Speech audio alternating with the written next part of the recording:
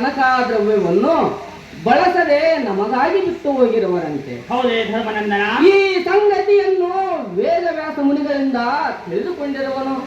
ದೇವ ಧರ್ಮನಂದನ, ಯಾಗಕ್ಕೆ ತಕ್ಕದಾದ ಅಶ್ವವು ಯವನಾಶ್ರಮದ ಬಳಿಯಲ್ಲಿರುವುದಂತೆ ಅದನ್ನು ನಮ್ಮ ಅನುಜರಿಂದ ತಿಳಿದು ತರಿಸುವನು.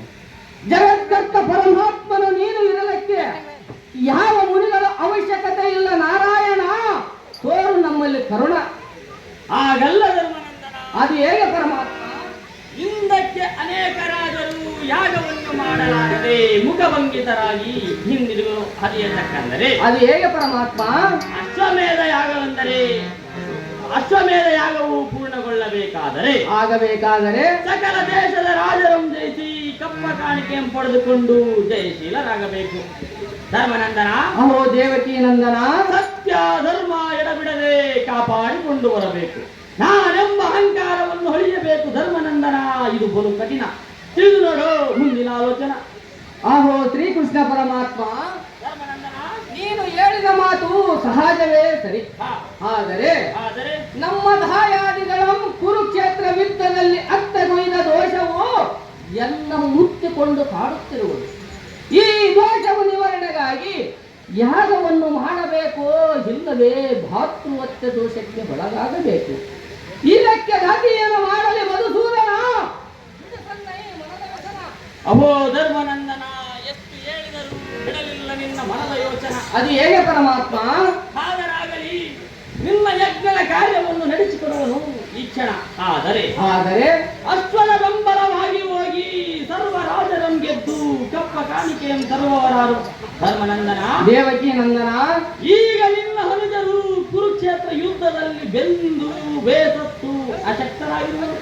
ಧರ್ಮನಂದನ, ದೇವಕಿ ನಂದನ, ಅಶ್ವದ ಬೆಂಬಲವಾಗಿ ಹೋಗುವವರು ಯಾರಿರುವರು ಹೇಳು ಧರ್ಮನಂದನ? ತಿಳಿಸಿರಿ ತಕ್ಷಣ.